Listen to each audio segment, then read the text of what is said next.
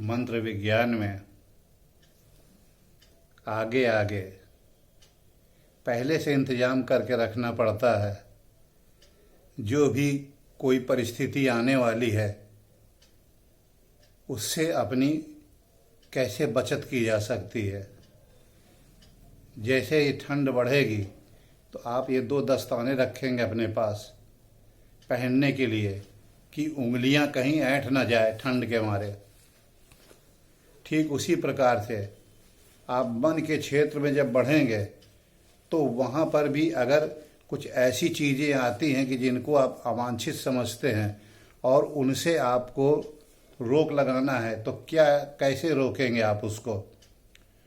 उसके लिए जैसे एक बाइक या स्कूटर चलाते हैं उसमें ब्रेक होता है, क्लच होता है, इंजन बंद करने का सिस्टम होता है।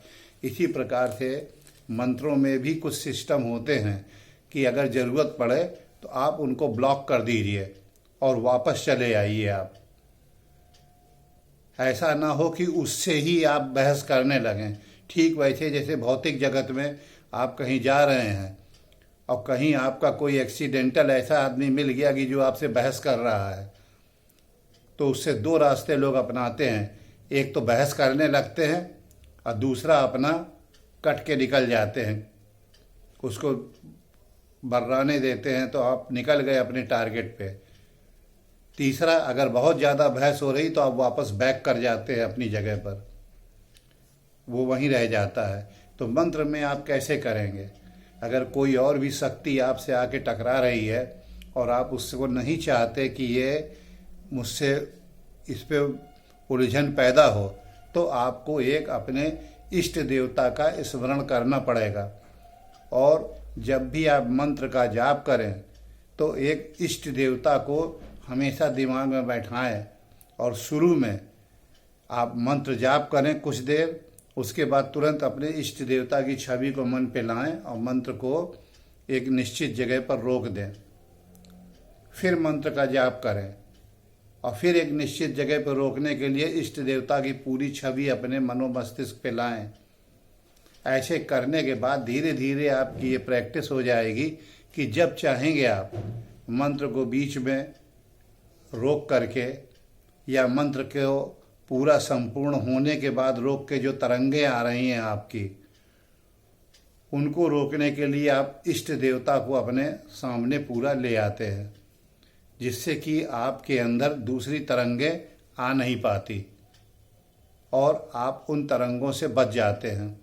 ठीक वैसे ही जैसे मैंने ये दस्ताने पहन लिए हैं, इन्हें आप इष्ट देवता मान लीजिए। अब ये है, आप जैसे हमारे इष्ट देवता हनुमान जी हैं। ये कोई भी अगर मुझे स्वप्न में या जीवित अवस्था में या भौतिक अवस्था में ऐसी परिस्थिति आई कि मुझे उससे टकराना है या उससे वापस होना है, तो उसके लिए मैं अपने इष्ट देवता का आवाहन कर सकता हूँ और वो मेरे मनो मस्तिष्क पे हावी हो जाएंगे और मुझे उन चीज़ों से मुक्ति मिल जाएगी। ये निहायत ज़रूरी है इसके अंदर। क्यों? क्योंकि मन के अंदर की गति सिर्फ आपका मन ही जान रहा है, दूसरा कोई नहीं जान रहा। अगर आपने पहले से उसको दिशा निर्देश नहीं दिया कि ऐसी परिस्थिति में आपको क्या करना है तो दिग्भ्रमित हो जाएगा और वो आपसे ऑर्डर मांगेगा, आप खुद ही कन्फ्यूजन में उसे क्या ऑर्डर देंगे। तो इसे आप ऐसे ही समझिए जैसे एक हवाई जहाज़ को ऑटो पायलट में डाला जाता है, वो ऑटो पायलट मोड में चल रहा है तो उसे पहले से दिशा निर्देश दिया जाता है कि ऐसी परिस्थिति में मैं इसको फिर से बटन दबा करके अपने कंट्रोल में लूँगा, तो आप उलझन मत पैदा कीजिए, मैं इससे निपटूँगा। तो वैसी ही परिस्थिति में आपको अपने इष्ट देवता के प्रति मन को ये निर्देश देना पड़ेगा कि ऐसी परिस्थिति में मेरे इष्ट देवता ही इन चीज़ों से निपटेंगे और वो मनो मस्तिष्क में आ जाएंगे। और बस सिस्टम तो यही होता है ये पूरा कि ये आपके ऊपर हावी ना होने पाए, क्योंकि कोई चीज़ आपके ऊपर हावी हो गई और उसने आपको घुमाना शुरू कर दिया तो फिर उससे निकालेगा कौन आपको, क्योंकि आपने पहले से तो उसको गाइड किया नहीं था और चेतन मस्तिष्क इस योग्य होता नहीं और चेतन ही उलझ गया पराचेतन उलझ गया, उसके पीछे का माइंड उलझ गया, आपको गाइड पहले करना पड़ेगा। तो प्री गाइडेड मिसाइल की तरीके से ये चलता है, और जिस क्षेत्र में ये जा रहा है उस क्षेत्र में इस भौतिक जगत के बहुत सारे नियम नल एंड वाइड होते हैं, अर्थात शून्य होते हैं। वहाँ के नियम आपको सीखने हैं, तो एक एक करके आगे बढ़ना पड़ेगा। आजमा के देखिए।